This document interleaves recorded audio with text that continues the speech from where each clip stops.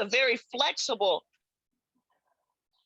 City Phelps is a very flexible program. So I wanted Breaking Ground 1 because I didn't remember hearing when they did the original presentation. I didn't remember hearing them tell us what kind of programs they were accepting in their social services or social services facility. I don't remember hearing that. So I was like, okay, you know what? Can you ask them to come and present not only because a lot of people never even heard of the City Phelps program before. And there are a whole bunch of programs. People only know about Section 8 and vouchers, but there are a whole bunch of programs, and they'd be surprised that some of these programs allow you to move to other states and other cities. So I thought it was important, since Breaking Ground is in that arena, that they come and, one, tell us how many City Phelps vouchers that they're looking for. Two, talk to us about City Phelps and other programs that exist inside of their facility. I think that's very important, because we're assuming that everyone there has a mental health issue, and that's not true. So I think that's something that needs to be talked about, and it's unfortunate that more people aren't here to hear that as they were when they were here and as part of the other project, the housing project, because all of this kind of folds in together. So, but the people who are here, they're going to receive the pearls that Breaking Ground has to offer, and hopefully they'll share. Okay. Yeah, excuse me, Beverly. It's Kareem Martin, the Breaking Ground presenter. And I don't see them on the call, but yeah, that's their name. Just FYI. But I thought they committed. They yeah, confirmed. I mean, let me contact Dante and see what's going on. Because Dante told me they just confirmed that. I called him yesterday to make sure, and he said, Beverly, I said, have they confirmed? Because our housing meeting's tomorrow. And Dante said, well, Beverly, they confirmed just a half hour ago.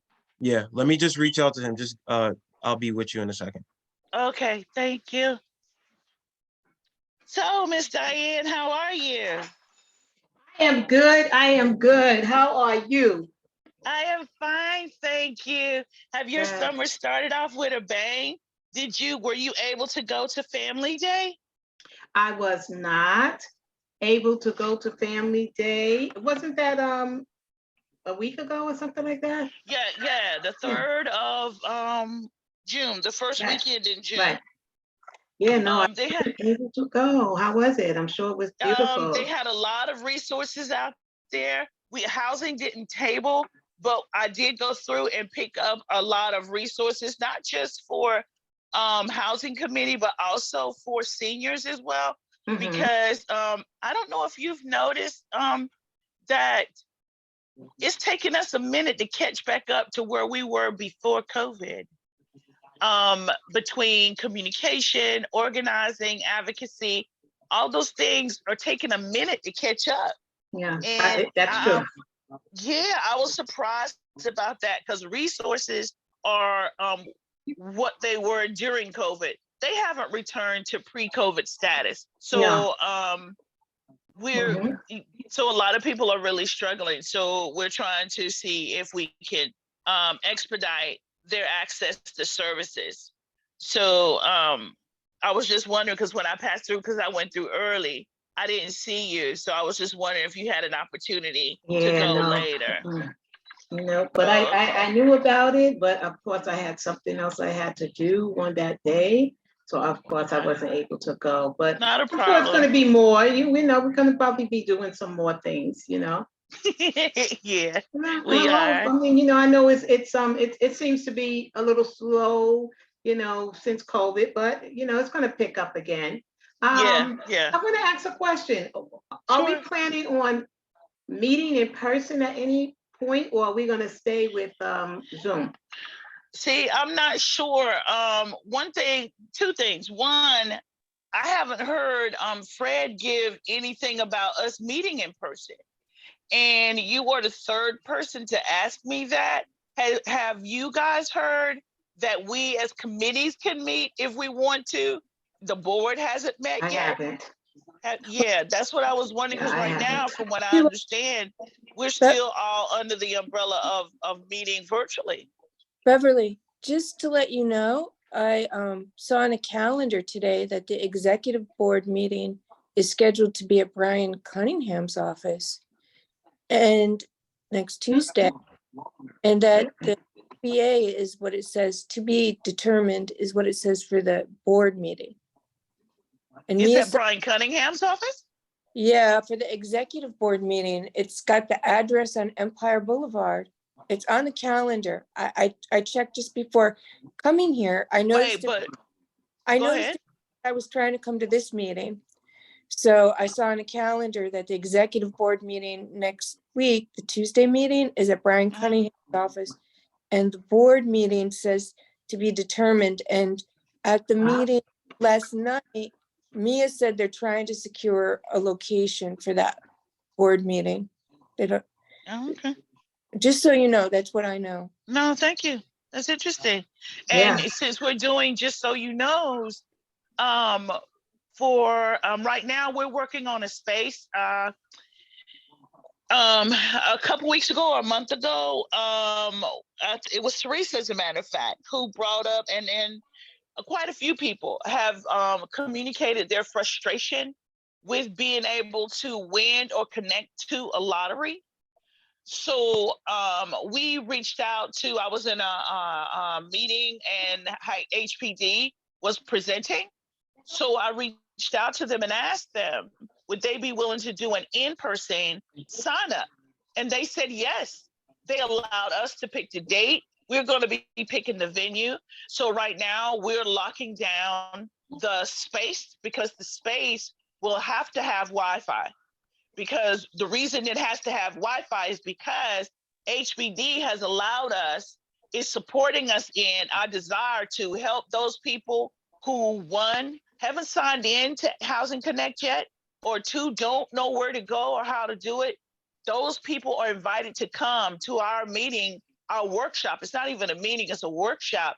Those people are able to come, and when they leave, if they follow the presentation, and there'll be people milling around the room, if they follow the presentation that HPD is presenting, they will have signed up for the lottery. They will have signed up for Housing Connect. So I thought it was a great thing that they supported us in our desire to do that. So right now it looks like it's going to be on the 28th, but we still need to find a space, and that space has to have Wi-Fi. So that's to give you guys the FYI heads up, so you know the date and the time will be at the time our meetings are. You know what, guys? It may be a little earlier. It may be at 6, because it's going to be a workshop. It's going to be in person. It's going to be people bringing their laptop, bringing their cell phones if they're comfortable doing that, and being able to work through registering for a lottery, showing them all the properties that are listed under the lottery system, being able to pick the ones that they're eligible for, following up with all the documentation that they have to submit and how to submit it, all of that. So anybody you know, once the space has been decided, keep your ear out. Keep checking your emails, because anybody you know who's interested in looking for an apartment inside of New York City and departments listed through the house, through the lottery, let them know this is an opportunity. If they haven't already signed up, this is an opportunity, and remind them that the original lottery, Housing Connect, is not the one that's on deck now. They created, I think it's Housing Connect 2. When you Google it, you'll see it. The original Housing Connect that was maybe 5-7 years ago, they're no longer using that one. So if you're in that one and you're looking for an apartment that has come up, you're going to have to transfer your information or go in and register again. Oh, okay. That they will not pull information from the original Housing Connect into the new system. They're not doing that. That was a question we specifically asked. So if you know someone who says, oh, I'm already registered, how long ago did they register? Have they registered recently? If the answer is no, they need to re-register. They need to go online and pull up or attend our workshop. And we will help them register for the new Housing Connect, for the new lottery. Okay? Okay.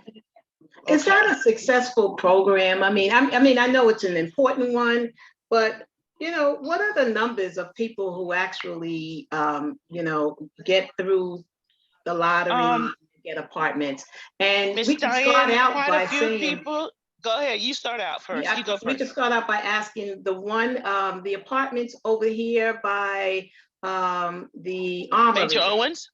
Yeah, because Yeah. I remember they were doing the lottery, and my son also put in for it, but he never heard anything back. Right. Once he put the application in.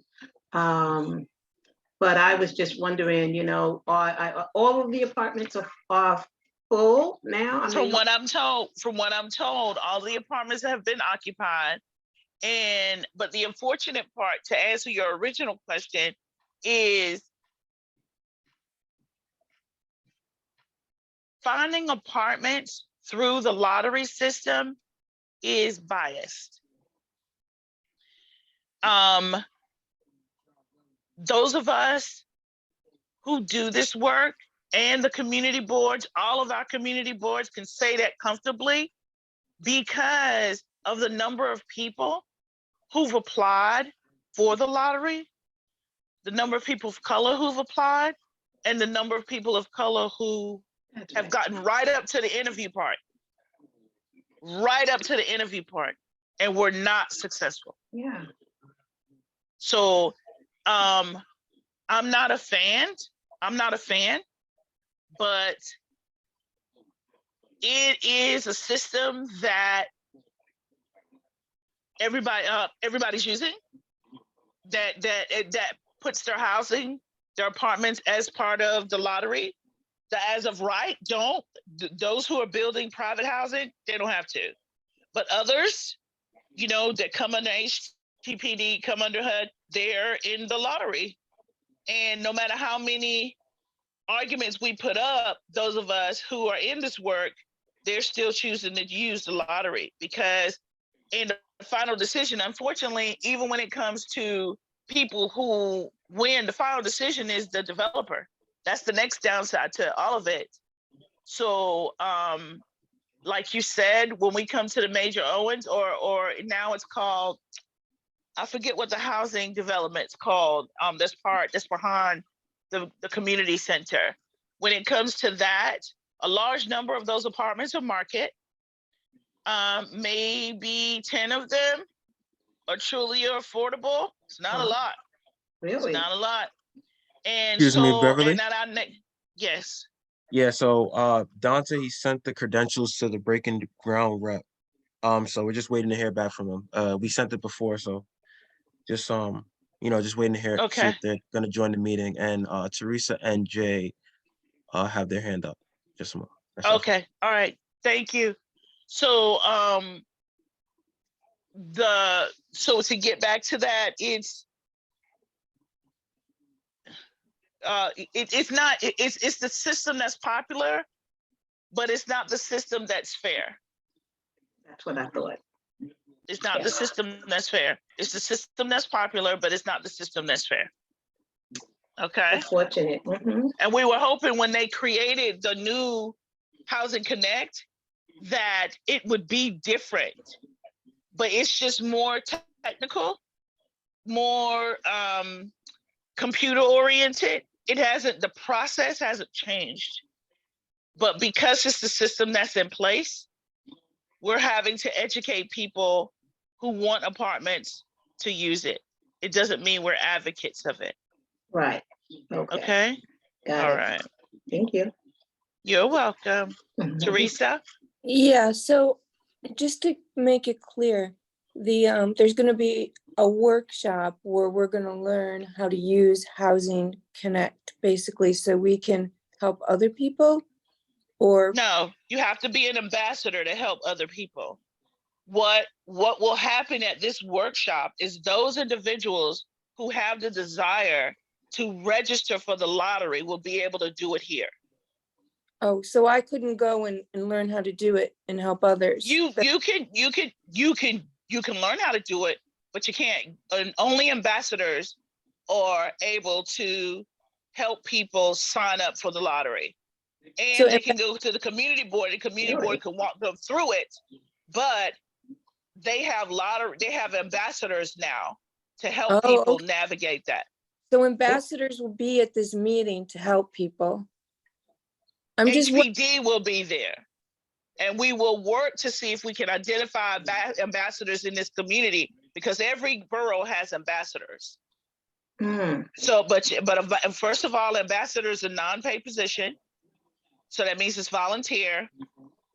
So that means we'll have to find individuals who've done that.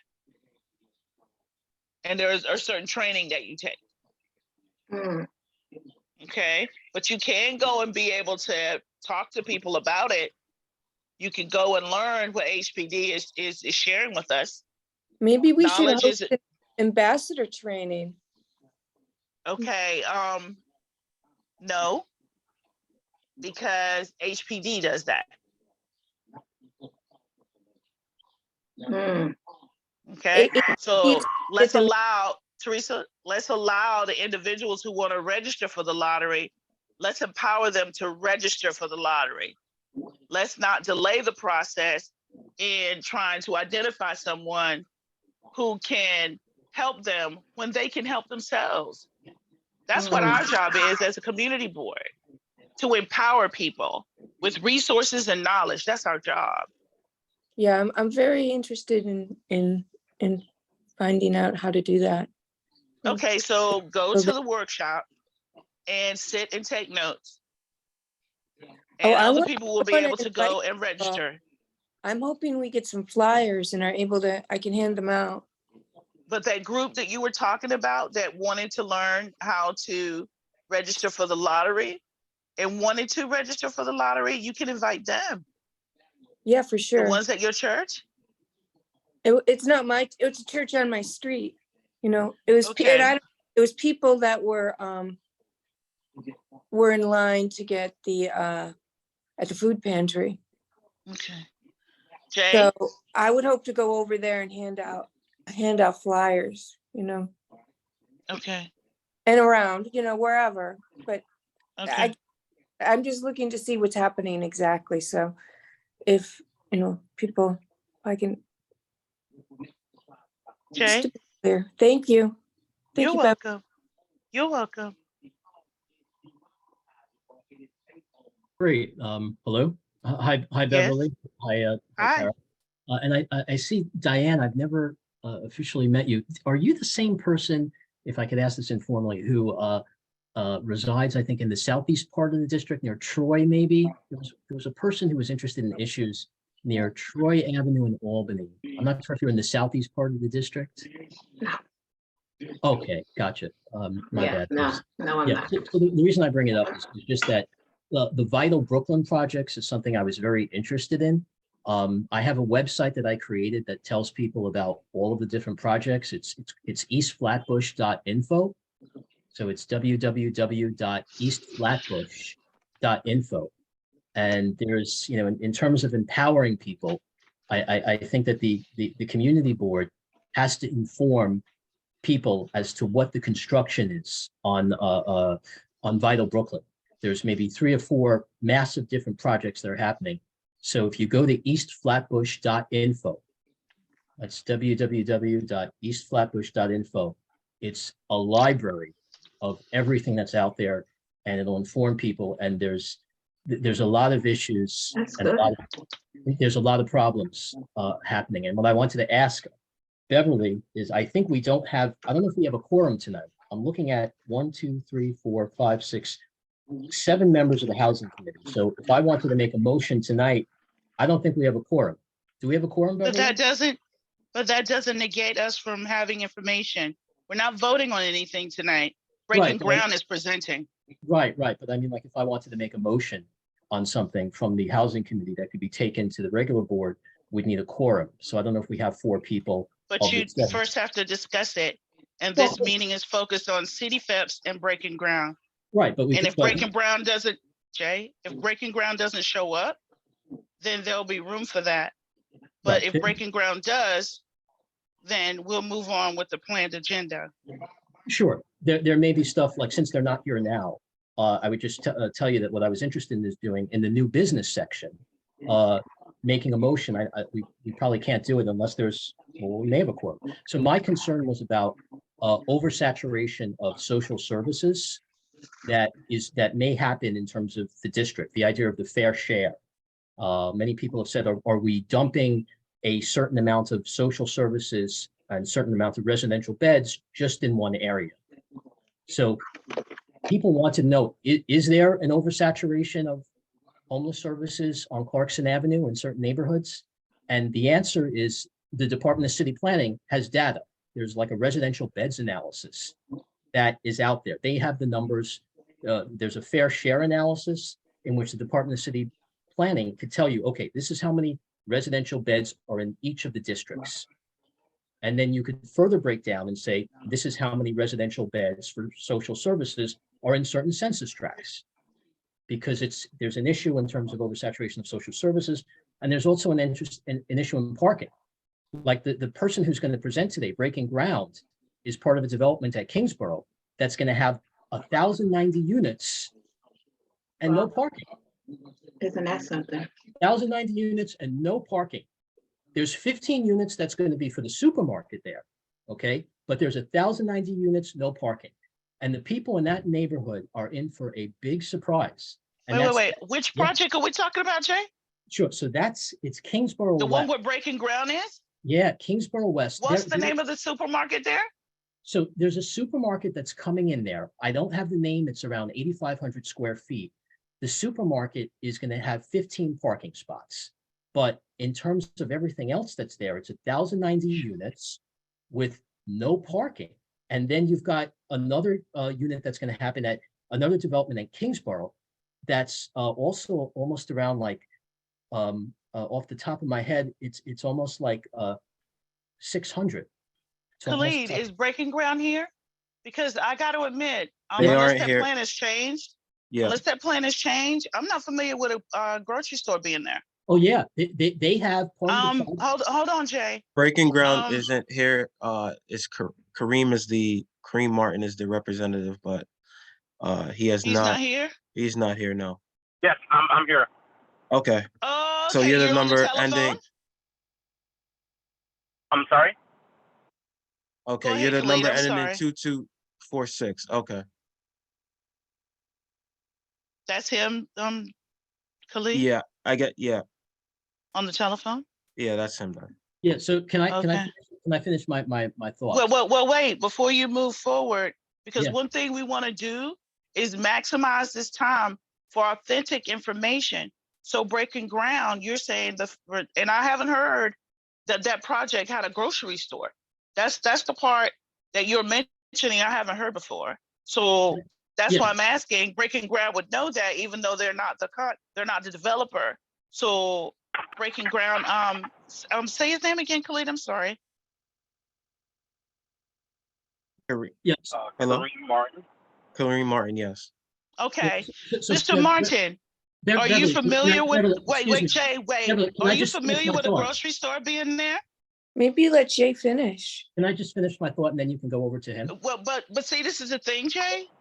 We need to make sure information is true before we move it forward. Right. And we need to let somebody finish what And- they're saying, number one. But You have to show if there's respect. not going to be a grocery store, why are we Well, if discussing you that? listen, if you let me first finish what I'm saying, that's respectful.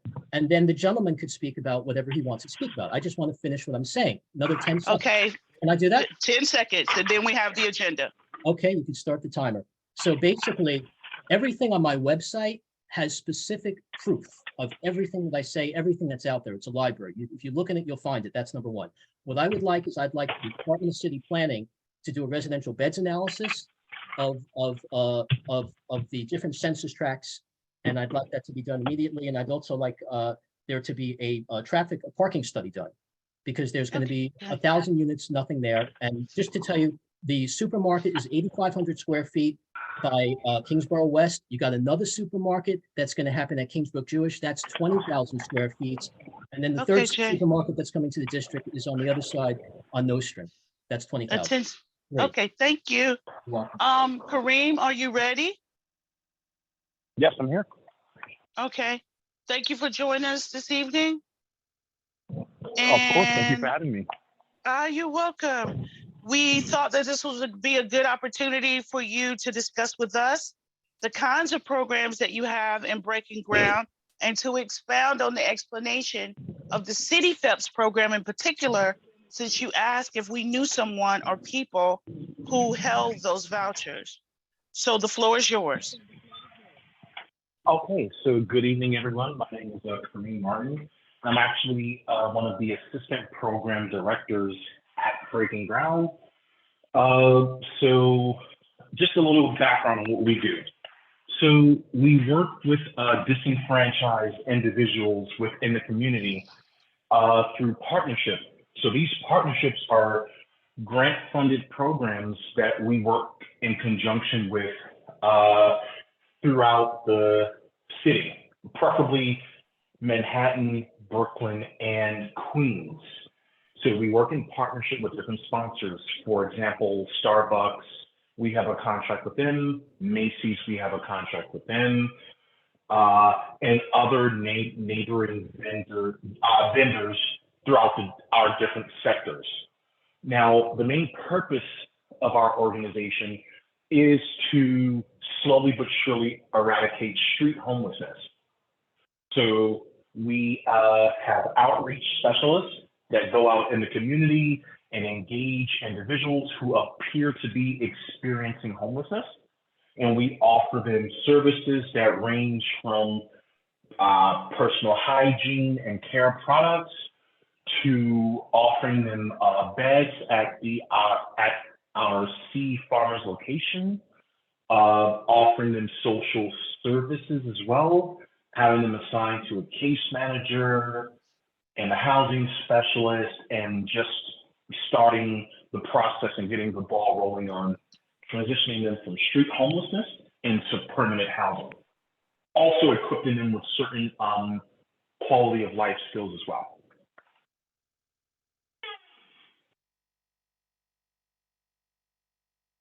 Are there any questions? So, does anyone have any questions of Kareem so far? Where do you find the individuals who fit this criteria? Do you take, say for instance, we have someone who's homeless on our street or in our area, we can call you and you will come and pick them up and evaluate them? Yes, so that's actually exactly how it works. You were spot on. So our partners will send us what's called a ticket. So they'll send a ticket through our portal database, and the ticket will be along the lines of, hey, there's this individual, he's hanging out in front of the storefront. Could you come and offer him or her some services? Can you give us a link or your phone number? I'd like. Oh, of course.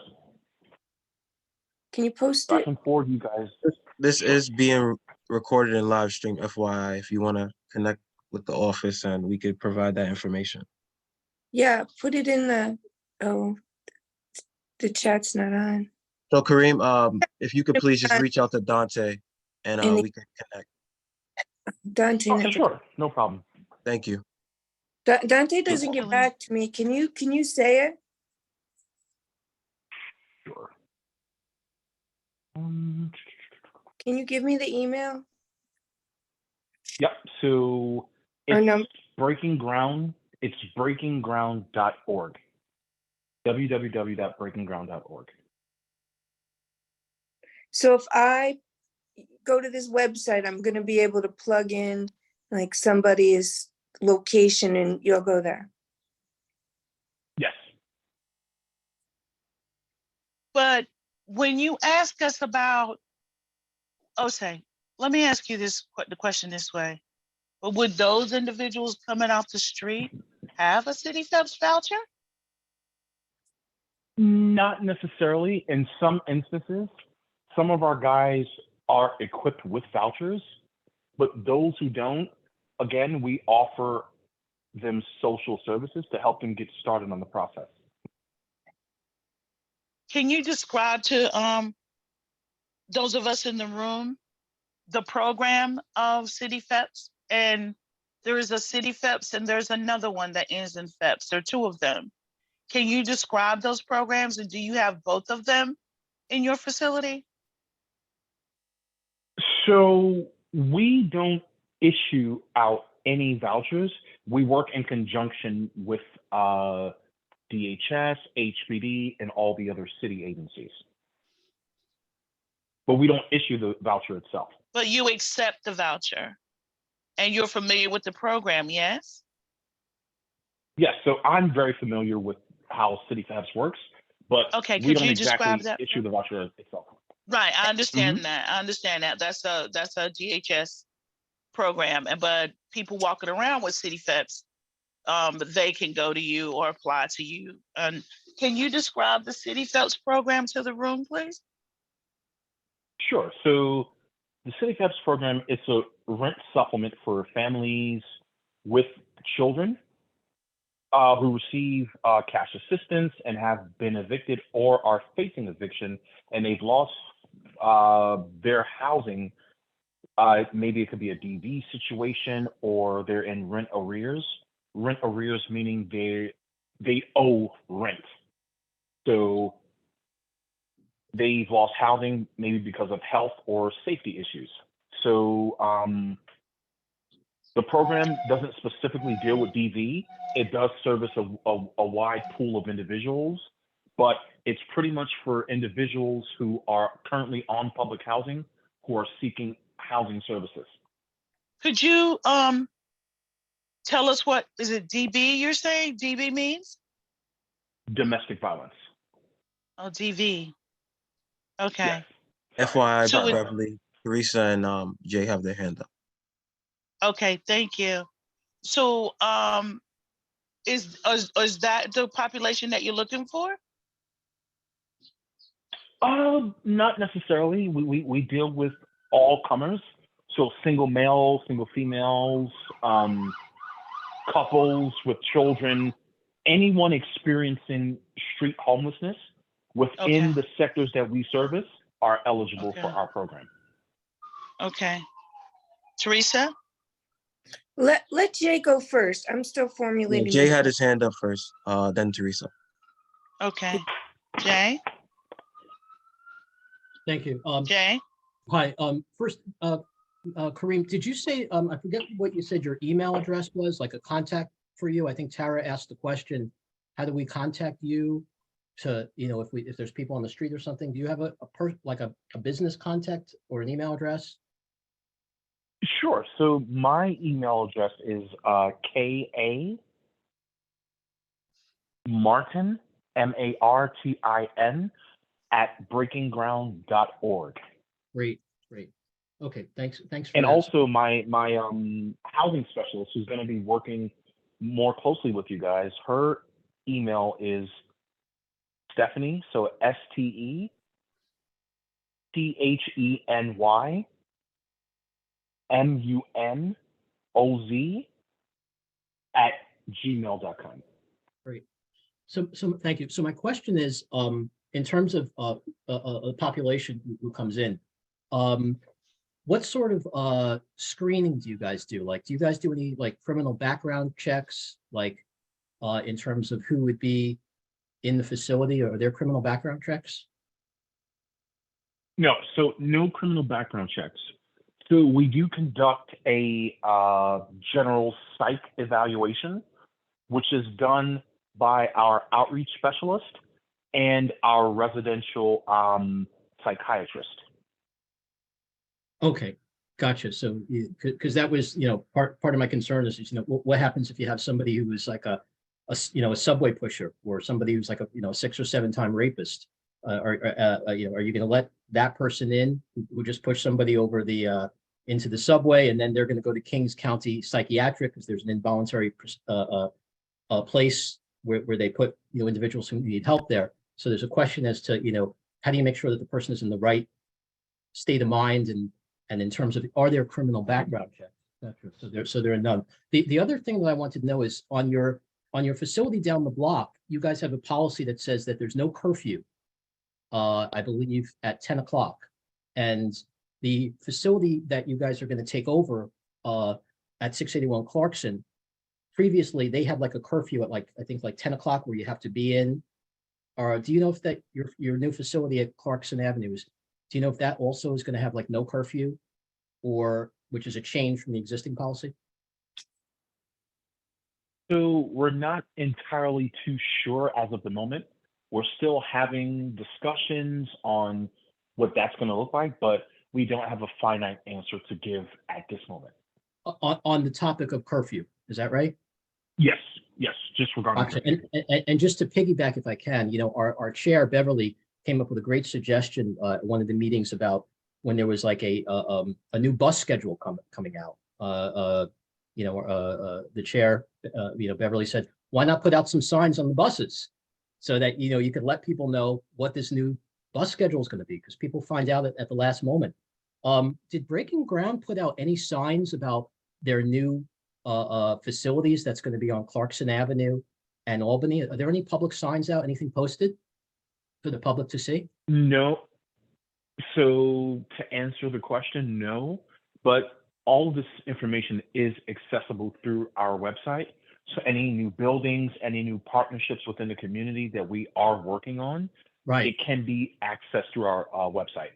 Right. So I just want to echo just Beverly's fantastic comment that maybe there can be posted things physically outside, because there's a digital divide. A lot of low-income people may not have the internet. A lot of older people may not use it. The internet's a pretty big place, you know. Some signs outside saying what's coming, how many units, you know, the size of the building, because I think it's going to be around 15 stories. I think it's important to inform the public so people could be empowered to know what's going on, and not, you know, so I would just ask if you could put some big posted signs out, because it's what, $430 million is the cost of this whole project. And that's, I know Breaking Ground is sharing it between Douglaston Development. Breaking Ground has the social services aspect, right? So and Douglaston Development is doing the affordable housing part. But still, since Breaking Ground has like so many units, maybe they could post some signs outside so the community can be informed about, you know, what's going on, and, you know, give some more input. That'd be a good idea. So Kareem, That'd be a great idea, actually. Yes. So Kareem, I'd like to ask you something. You remember when Community Board 9 supported you guys in facilitating a walkthrough from your current site to your planned site? Yes. Were you part of that? I was not. So I was recently brought you were on aware board. of it? Oh, you're new. Okay, sorry. I'm only 2 weeks old. I'm sorry, 2 months old with the organization. 2 weeks old. Oh my With all goodness. due respect, Kareem, for you to be presenting here, and I don't mean this in a bad way, for you to be presenting here, how does that work when questions are going to be asked about the project, about the program? Are you being transferred from a different part of Breaking Ground? Yes. So I've worked with Breaking Ground for a few years now, but I'm fairly new to this sector. Yeah. Got it.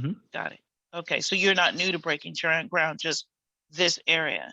So what the partnership did in that, when they originally presented in front of the community board, the partnership was that because a lot of people were uncomfortable with the social services component of the housing development, so that helping people to become more familiar with you as an entity, Breaking Ground in particular, and for Breaking Ground to be able to present their vision walking from the original site, indicative of how they currently run a facility, and walk into the new site, so the community could also discuss with the representative at Breaking Ground at the time what their fears were, what the current facility is doing, and what their fears are of you guys. So, but I understand that not many people showed up. I'm leading up to, has there been an increase in questions since then, to your knowledge? Not to my knowledge. Okay, got it. Okay, Teresa. Thank you, Kareem. Teresa? Okay, so just to catch you up, Kareem. There was a housing meeting several months ago where many people came to it. I would say more than 100. It was very surprising, and this was their main concern. Was in the southern Crown Heights, where this development and where Breaking Ground is working, about there being like too high of a concentration of individuals with that would be like that are on the street. There's a lot of shelters or whatever in that one area, and there's, I guess, a lot of mothers, families, people with children showed up, and they were very concerned about what the current situation and what having more of folks in that area, what would happen. They were having drug use, harassment, people exposing themselves. I have an area like that near where I live, and it's alarming, and it's not nearly as many as what's coming there. And it's my understanding that if you have women and children in a shelter, like domestic violence, like you said, that is supposed to be like a distance between that and, say, an all men's shelter. I'm really not sure about that, but I think people are expressing concerns for their safety, like on the street, going to school, just going about their day. So there just needs to be some really clear, like, how is that going to be? How does security work? What's going to happen? How can they feel safe? Because it didn't sound like people were feeling safe from that meeting. And currently, with the number of shelters in one area, and it's different, not just Breaking Ground. From what I understood, it was numerous, all in one area, and that doesn't seem right to me. So how are you going to make sure those families are feeling, and individuals in that area, elderly people, are going to feel safe? What can they do? That's a fair I think question. there was also a question of, there was a lack of services for these people. Like, they're just like not given like the like medication, psychiatric help, therapist, food, resources that they need. And that's what seemed to be happening. They were just like a lot of people stuck into one area and then roaming around all day. Kareem, you have a response? Yeah. Yeah. So we have Breaking Ground. We do understand these areas of concern. So with the demographic that we do service, right, there is a question with residents in terms of security and livelihood. What we do, we work in concert with NYPD. So what we've seen is that when there's increased police presence in these areas, it kind of increases the how would I say? It increases the confidence in the security of the community. So in those areas that you're mentioning. Teresa, please allow him to finish. Well, please allow him to finish. Go ahead, Kareem. NYPD. Yep. So in these areas, what we've noticed is that with increased police presence, it does dwindle down the numbers of stragglers. So people just panhandling out in the open, exposing themselves, harassing the residents. We do work in concert with NYPD to prevent these instances from happening. So what I would encourage residents to do is, if you should happen to see these individuals, just simply phone 911, express your concerns. 9 times out of 10, we do have outreach specialists to address these concerns, because we are kind of like first line defense with this demographic, and of course 911. I don't think people. Teresa, hold on for a second, because we have at least 5 other people in the room. Hold on, Teresa, hold on. Is there anyone else before is there anyone else before Teresa revisits her question?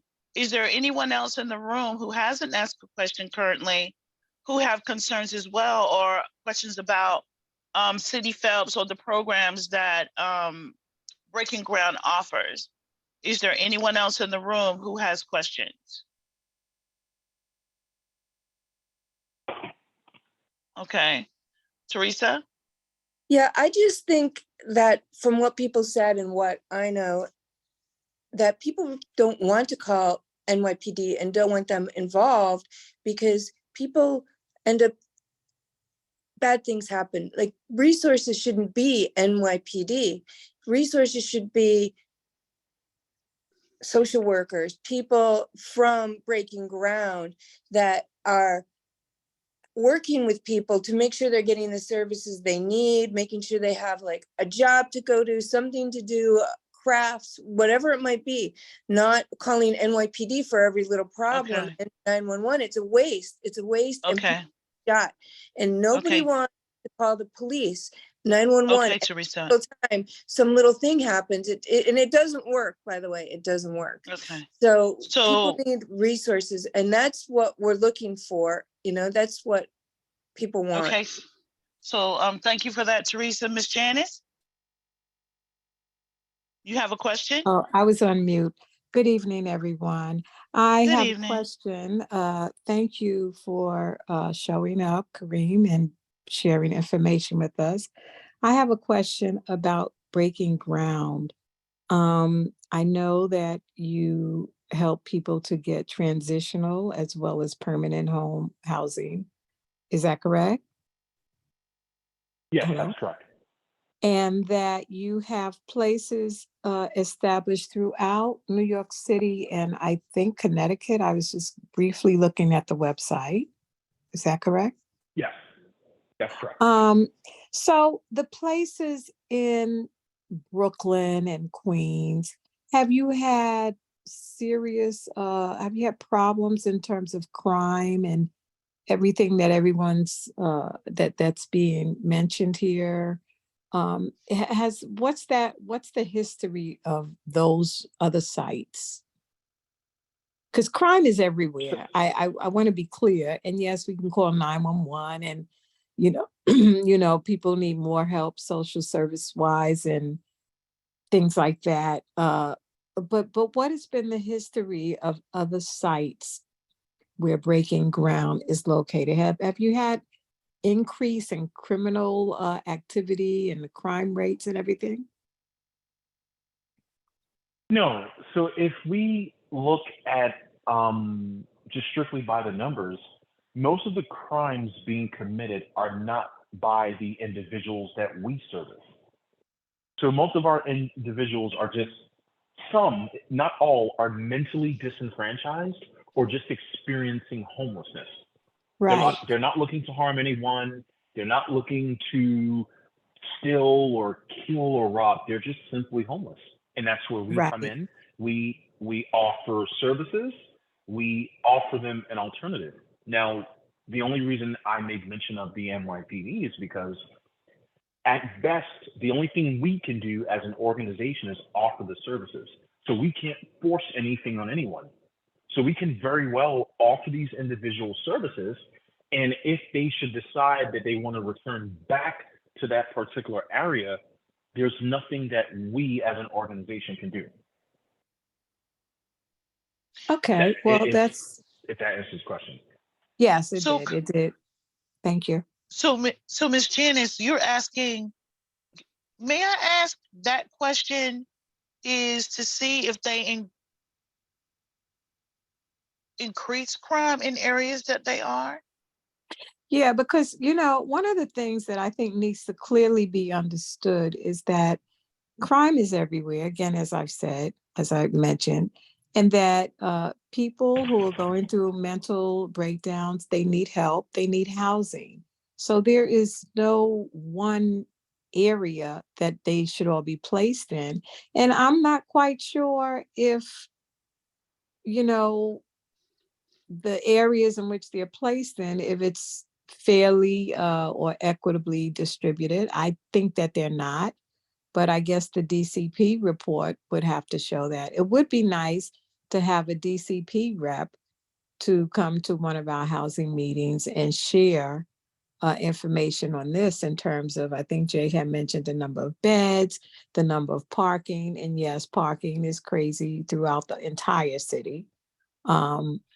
So I'm just not really clear on, like, it's almost as though if there's any housing temporarily or permanently, that that people are going to commit crimes. And I'm like, they need a house, they have mental issues, they need help. So how is all of that being lumped in as a criminal? I don't understand that. Miss Janice, where did you hear the criminal part? I'm hearing that, oh, they're going to attack our children and they're going to, it's going to be very, I mean, there's crime everywhere, depending, regardless of what neighborhood you live in. But I think it seems like the people who are going, who need the temporary housing, who need the permanent housing, I think it's great that Breaking Ground is offering that, as well as the support services in place. I think that's a great idea. Maybe I'm alone. Kareem, I don't know. No. Like most things, when first of all, let me ask you this, Kareem. So the individuals that we call you about who are homeless, they can come to your place and stay there for 2 days, get a shower, get a couple meals, and then they can return to the street. That's what you're saying, right? Exactly. Right, because you can't keep people against their will. That's right. That's right. Okay. Exactly. And Right, with our facilities, the individuals are at liberty to come and go whenever they please. So it's not a conventional shelter to where when you sign in for your bed at 10 p.m., you have to physically stay in the shelter until 6 or 7 a.m. These guys are at liberty to leave. Right. So if you sign me in at 10, I can wake up at 2 o'clock in the morning and leave. Exactly. Oh, okay. You hear that, Miss Janice? Still intact. You hear that, Miss Janice? Okay, so how is that different from, because in my neighborhood there are housing facilities for people. Now, whether they leave at 2 o'clock in the morning, I have no idea. No. That was just an example. That was just an example. So if it was a homeless shelter, they couldn't leave at 2 o'clock in the morning. I'm just a little bit perplexed about, because I thought that Breaking Ground would offer options for homeless to get actual apartments temporarily or permanently, and offer vouchers so that, and services so that they can get this. I didn't think it was just you go there and spend a day or two and then you come out and that's it. I thought it was more. Okay. Can you explain that, please, Kareem? Sure. I have that question too. Thank you. Sure. So we do offer these services. However, it is a process. So, for instance, we meet John Doe on Monday, offer him services, and then find him housing by the middle of the week. So that's not realistic. So the journey begins, of course, at initial contact. So we gather general information, we do a general psych evaluation, and the process begins from there. Now, again, the guys are at liberty to accept or decline our services. So we have instances where individuals have been housed. Through us, we've helped them secure vouchers and they've gotten permanent housing. A few months down the line, or even a year down the line, they're right back at square one.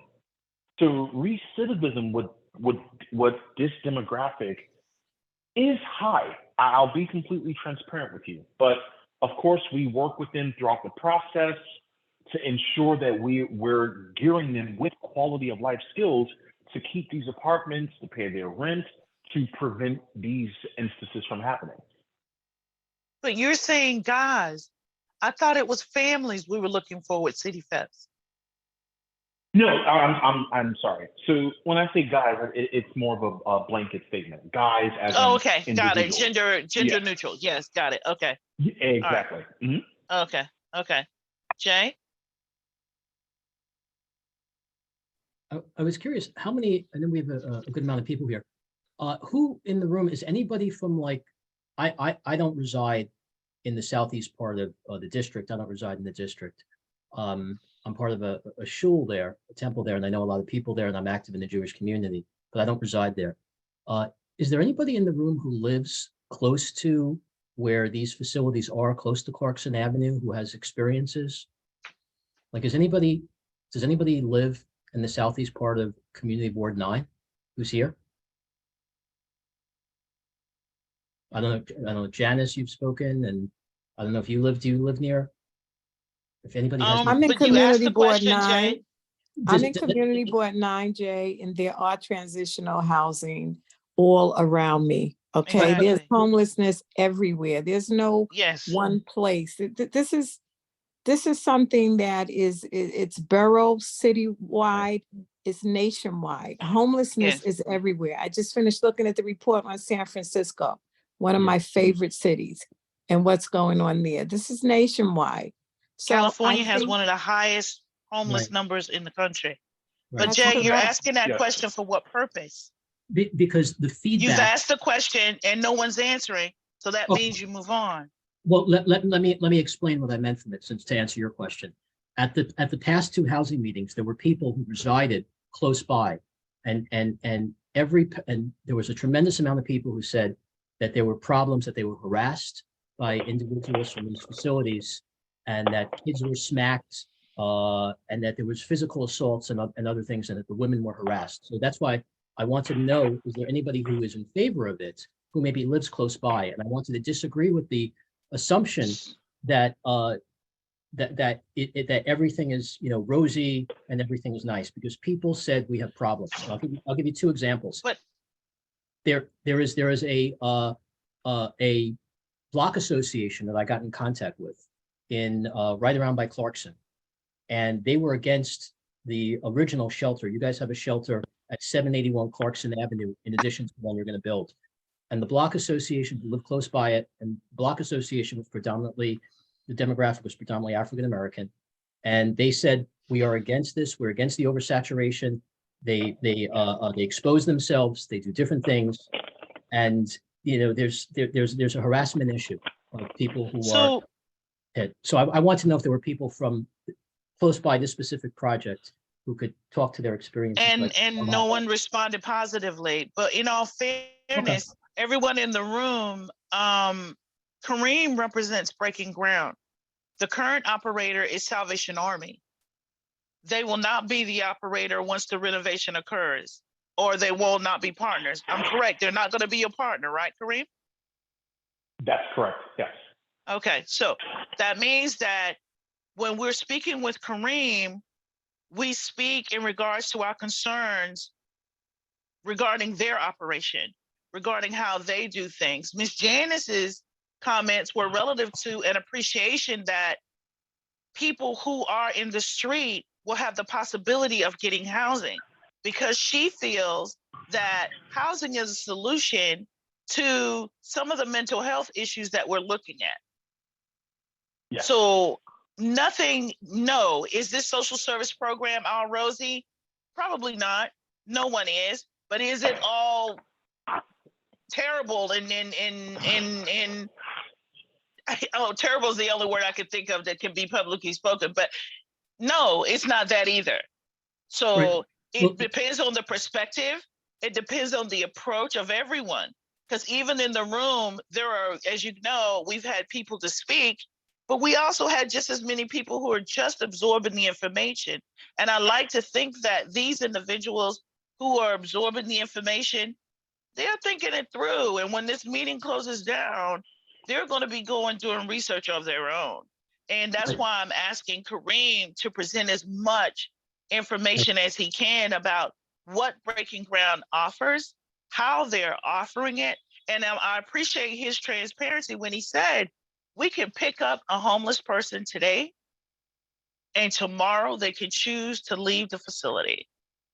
Not many people know that, but it is a fact, not just for his facility, it's for all facilities. But there are, what is the difference, Kareem, what is the difference in Breaking Ground and the homeless shelter on the corner of Atlantic and Rogers? So unlike a lot of Outside of the shelters demographic, outside of the demographic, yes. Oh, okay. So outside of the demographic, because you see those guys in the street all the time. They can only go in at a certain time.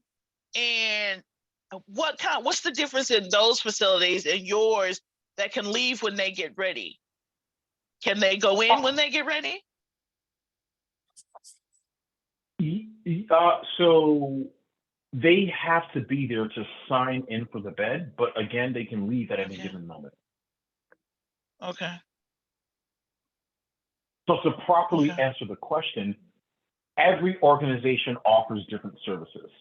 Specifically with Breaking Ground, we are essentially the middleman. So there's permanent and transitional housing, and there's street homelessness.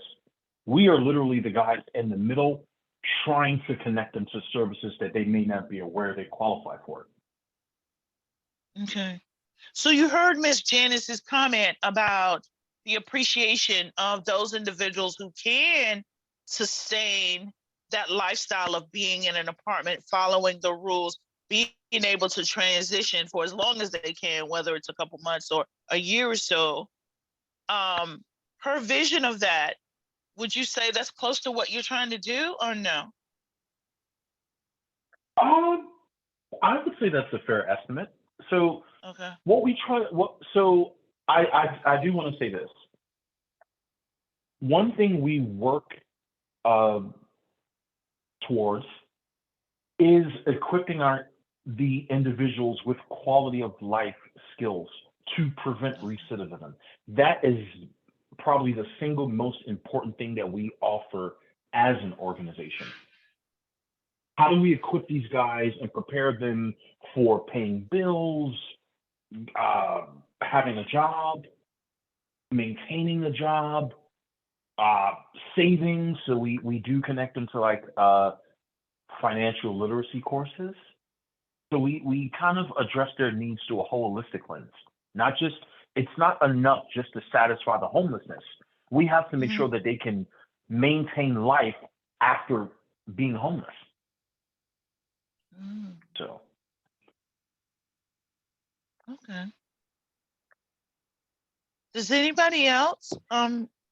Because it seems like the question that Ms. Janice asked is more to the point of what we're asking, but it's important that when we're looking at social services, that we look at, there are many facets of the government that provide social service housing to individuals that need it. And each one of them operate on their own rules. So when we have communities that are oversaturated, it's due to the fact that each one of those, one of the things that all of the social services look for is access to transportation. Two fare zones are not attractive. They look for access to food, for those individuals to be able to get to their apartments. Is that what you guys look for, Kareem? And are you a city or a state agency? So Breaking Ground is a city agency, as we are funded through city organizations. Got it. And do you look at those things when you decide where you're going to go? Yeah. So we have to, we work based on the contracts of the funders. So we try not to operate outside of that.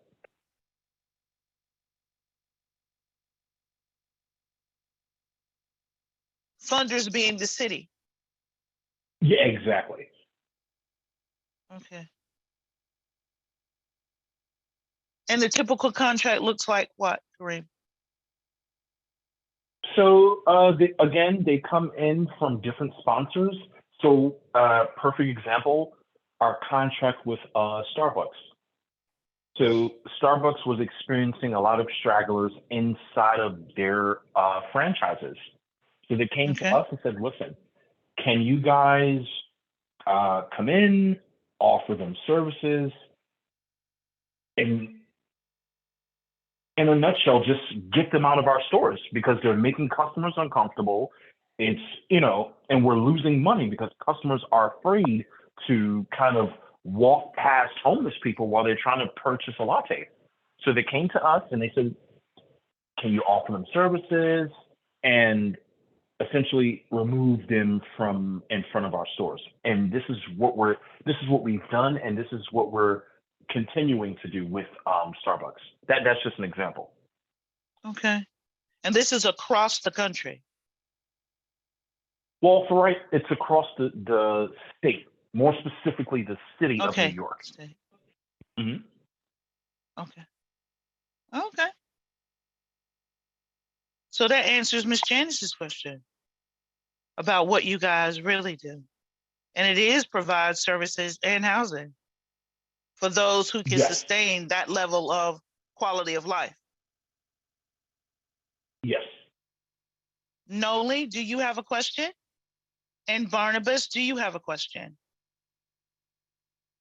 Because you've heard a lot tonight, so. Yeah, no, I'm just thinking. What is your opinion of it? I'm sorry, what did you say? I'm sorry, my microphone is not very good. I'm just taking it all in, and I really appreciate you coming here and telling us about this program, but this is the first time I'm hearing about it, so okay, no problem. Welcome aboard. Thank you. Noli?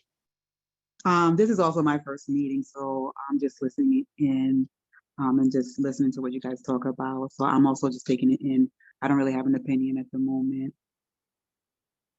Do you have any questions?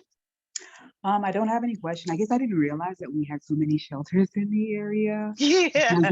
Homes in the area. So it's like the first time that I'm hearing of it. I know that there's the Armory that's on Atlantic Avenue and Bedford Avenue, I believe. I didn't realize that there were others that were closer.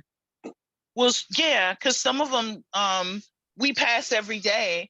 They are houses, but they're social service. They're run by the city or the state or private industry like Breaking Ground, and they offer social support to individuals that live there. But to us, they look like regular apartment buildings or regular two-story walk-ups. But when you go through those doors, they are social service. There are quite a few of them. And that's where the term being overly saturated comes from.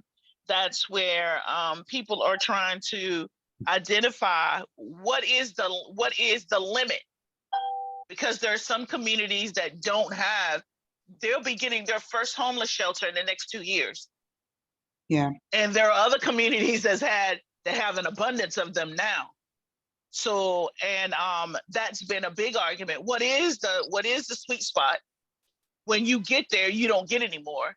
And no one is answering that question. The city's not answering, the state's not answering. No one's answering that question.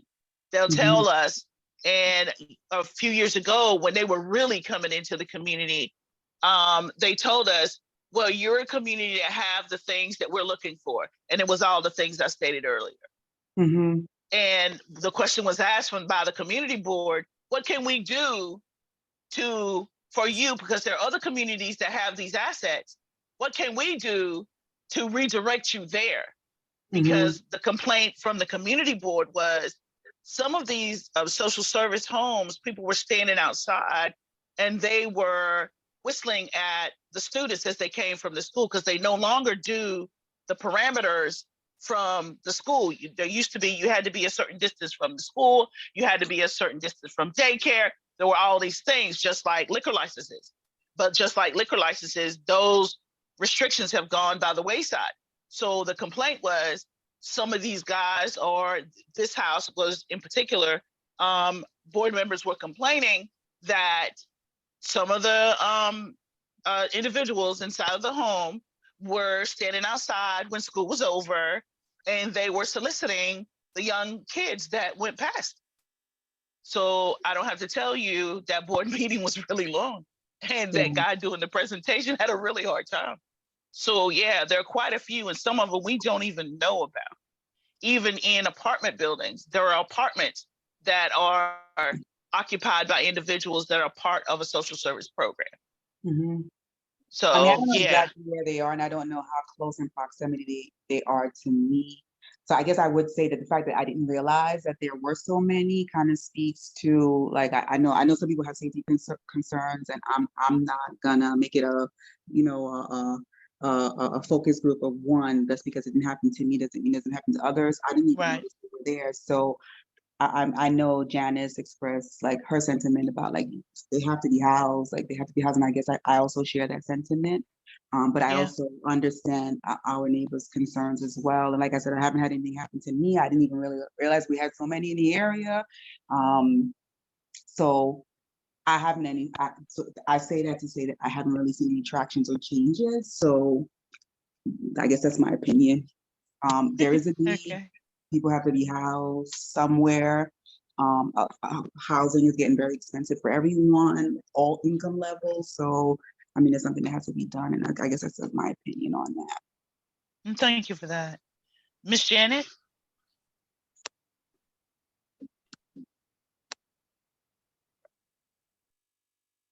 Oh, I'm sorry, I was taking off my, unmuting. You know what the real problem is, I think, it's multifaceted. But the real problem is that there really is no equitable distribution of homeless shelters. True. And that the parameters around which these shelters are built, like you said, got to be next to a transportation hub. And yes, as you mentioned, I know some transportation hubs in part of Brooklyn alone that have no homeless shelters.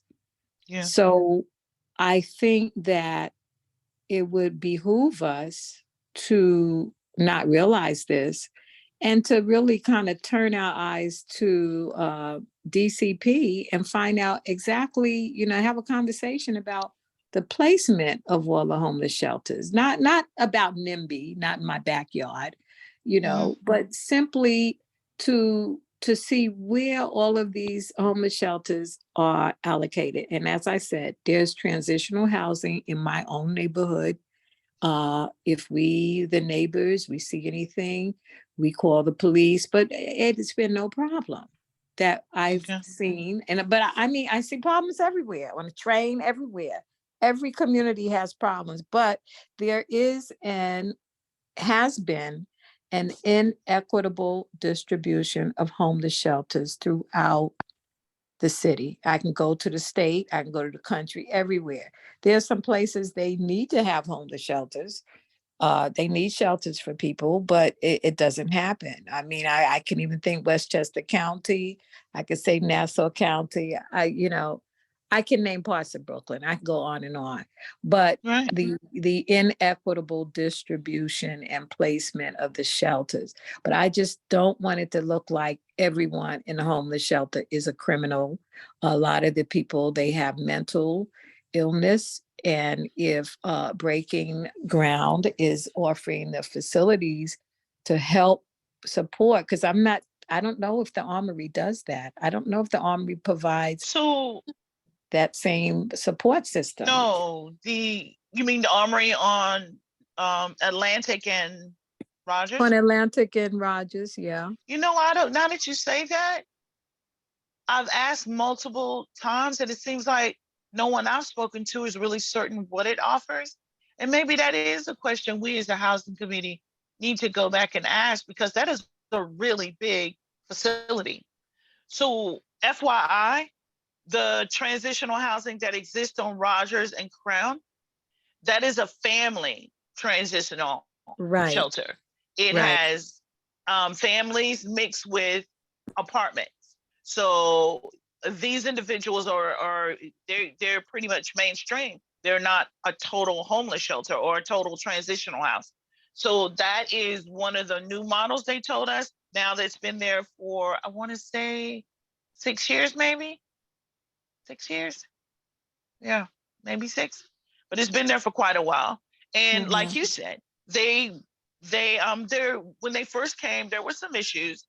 But as they've existed in the community, and they have a community advisory board, and they meet with them once a month, and they discuss some of the matters that they've seen or have experienced. They have partnership with a couple of the churches in the community who support the families.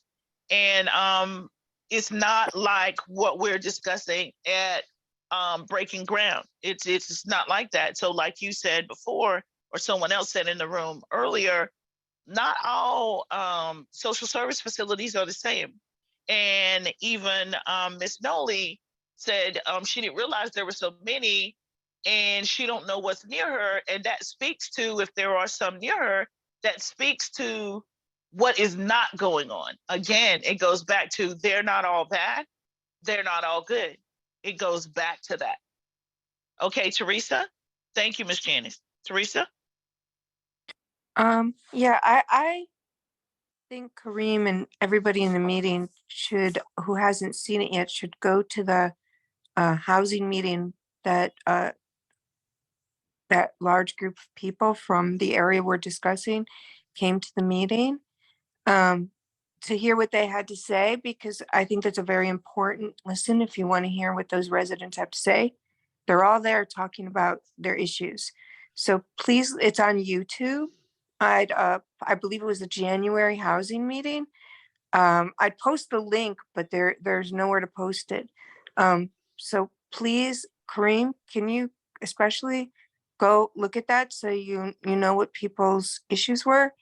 And the other thing is when they did that walkthrough, maybe you should do another walkthrough with people, because the walkthrough, although I heard it was underattended, it was canceled originally and rescheduled because there was this big storm that came through.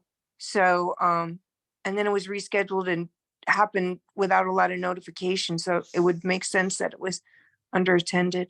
So if you could reschedule a walkthrough, and please look at that YouTube video. Thank you. Jay? Yes, I just wanted to mention, if anybody wants to see the video that Tara mentioned, it's also on my website, eastflatbush.info. I have that video, and I also have the video that took place with Letitia James in 2017, where there was around 130 people when they were opening up a new shelter on Rogers Avenue.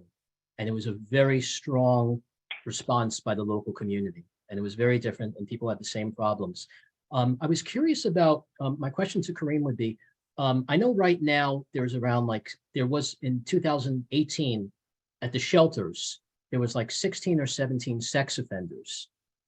And, the concern is there's a lot of kids in the neighborhood, a lot of children. And I wanted to know if there's any, my question would be if there's going to be any restriction on sex offenders, because my understanding in terms of different articles was that there's currently maybe 17 sex offenders at the 2 shelters.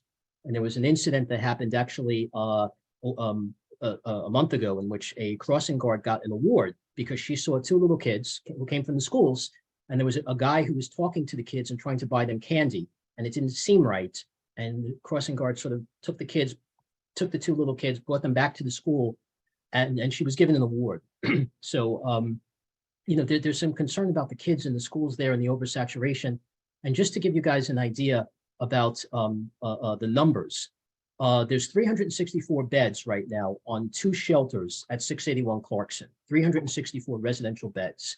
There's going to be an additional supportive housing services that's going to bring around approximately 400 more residential beds for social services. The target population includes the homeless. So that's 710 on 681 Clarkson, 710. You go across the street to Canva, and there's approximately almost 320, okay? which is seriously mentally ill with a drug disability. Of course, you need to help everybody, but the question is that, what happens if people are off their meds? Is there a risk that's involved? If you have 1,000 individuals who have important health needs, is this too much of a risk in terms of one block? And that doesn't include the current Breaking Ground shelter that's 110 beds. And to just go to the question, somebody said, well, Breaking Ground is a different facility. Breaking Ground opened up a facility at 781 Clarkson with 110 beds. The neighbor said things have gotten worse. So I'm disappointed in the future. Just to end it, when we do a meeting, you got to give it like 2 weeks notice so that the community can be invited. There's no notice. You give 2 weeks and then people are informed, and you have to put out some signs. The community is in the dark, and this is going to completely displace, when these shelters are up, no one's spending $800,000-$900,000 to live where there's no parking and there's an oversaturation of social services and homeless. Kareem, can you expound on the medical aspect of Breaking Ground, please? The sex offenders. Okay, so sex offenders. How many sex offenders are coming in? Is it restricted? Is it not restricted? So it is restricted. So the specific question is with the sex offenders, correct? Yes, please. Thank you. Yeah. So with that, again, we don't run background checks. However, a lot of organizations that we work with, they do run background checks. So sex offenders, I'm not entirely too sure, and I don't want to mislead you with wrong information. I'm not exactly sure how that process would work, but I would imagine that they would not allow registered sex offenders around any school zones. They're there now. The two shelters have sex offenders which are listed there. 681 Clarkson, you do a Google search. So Kareem, when you say you guys don't run background checks, but a lot of your partners or funders do, what does that look like?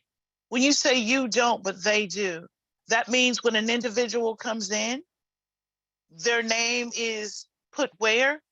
And say Starbucks or the city or Burger King or whoever, they run the background check?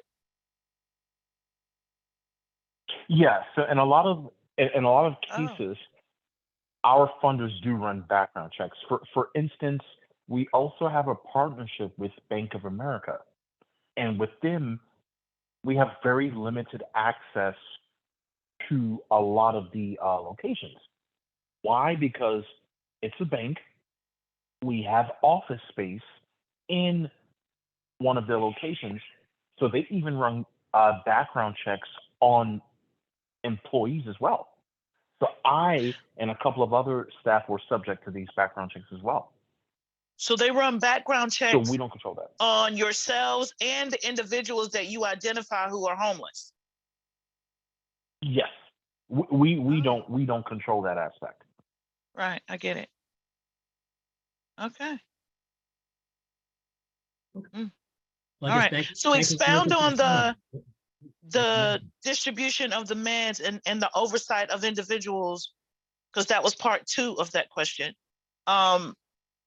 Describe that for us, please.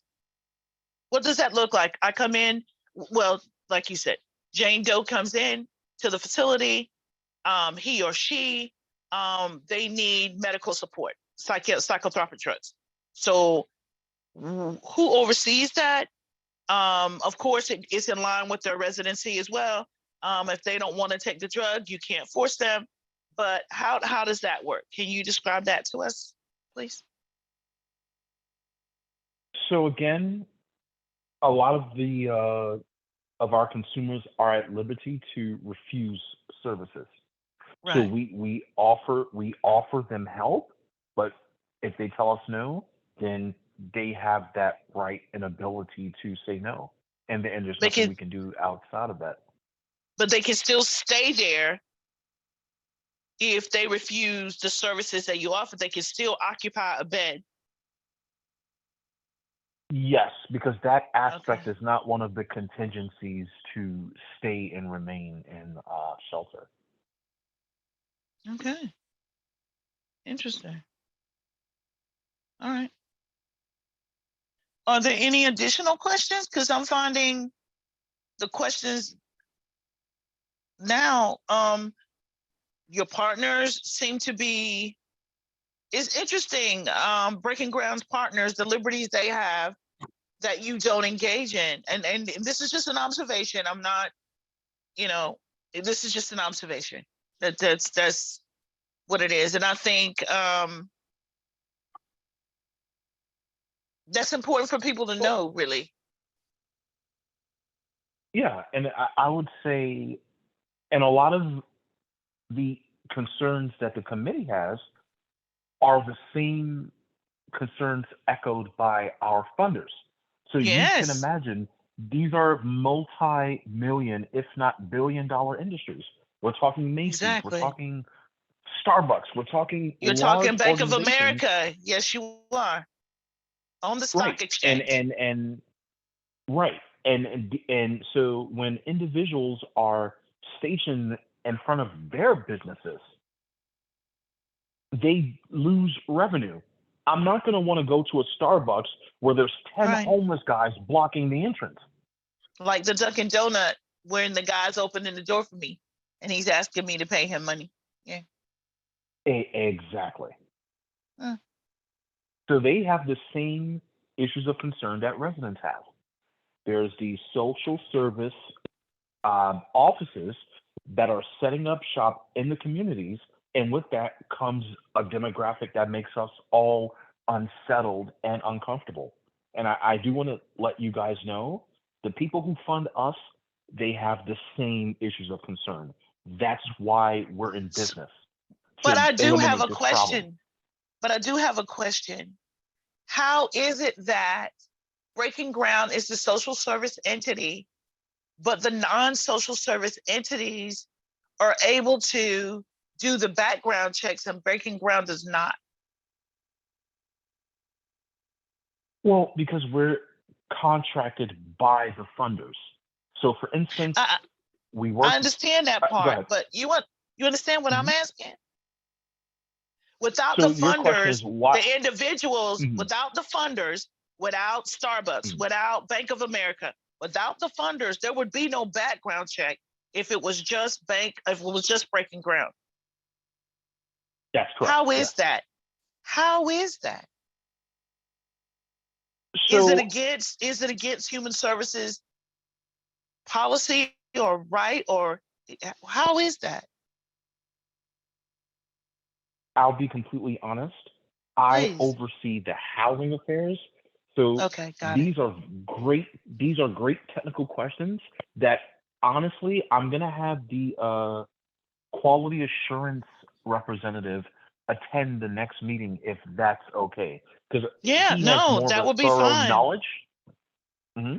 Okay. Because I think that the stuff we discovered tonight, Salvation, like I said, Salvation Army is the entity that runs the facility now, as you know, right? Your partners, for lack of a better term, your sponsors, your funders, as you call them, are the ones that are meeting the demands that the community want to see met. But because you are a human services organization, that's not what you're doing. That's not what you're doing, but it is being done via you. And I think that's something the community really needs to know. And I think they would view you differently. I agree. That's my opinion. That's my opinion. Because no one, and until you said it tonight, it never crossed my mind that a Starbucks or a Bank of America or any of those guys would be funding a human services environment because of the guy that opens the door and wants my money, or the guy that roams through the environment asking me to give him $2. It never crossed my mind. I assume they call the police department, have the person removed, and that's it. I didn't know they had taken very serious actions on how to alleviate that issue. And I think the community needs to know that you're one of those entities that is supporting them in those efforts. So again, these are multi-million-dollar Yes. organizations, and they look at the metrics. If these individuals continue to populate our businesses, we're going to lose money. And if you end up calling the police, now people are going to be in fear of their own safety. There's homeless people, there's police. I no longer feel comfortable going here. I'm now going to go to the competition. These businesses don't want to lose money. That's where we come. Or in states where we drive, I'm going to go through the drive-through. I'm not going to go inside the dining area. Exactly. Okay. Thank you for sharing that with us. We really appreciate it. If you can get your colleague to come and speak about the metrics that we're discussing here tonight with that part of it, it will be extremely helpful. Does anybody else before we go, because it's now 8:44, that has given us more time for my tardiness as well. So if no one else has any additional questions. Last question. I actually have a question for Kareem. Go ahead. Ms. Noli? I'll wait. I'll wait till. Ms. Noli, please go first. I guess Kareem, like you're working directly with the homeless population, like you're placing them, so you're acting as the social worker of the populations. I don't understand why you wouldn't be the one who's doing the background check. And it's the companies, if I understand clear, is doing the background check. That seems like their funders is doing the background check. Yeah, that seems kind of odd to me. I mean, they're funding you, they're employing you to kind of act as a social worker to this population. So why wouldn't you be doing the background check, since you do work more closely with the population than the funders would be working with them? Are those the metrics you said your colleague can explain to us? Yeah, but just to, I guess I can provide some insight. Thank you. So we don't run stringent background checks. Our major concern is, what are the immediate needs of the consumer, and how can we connect them to services?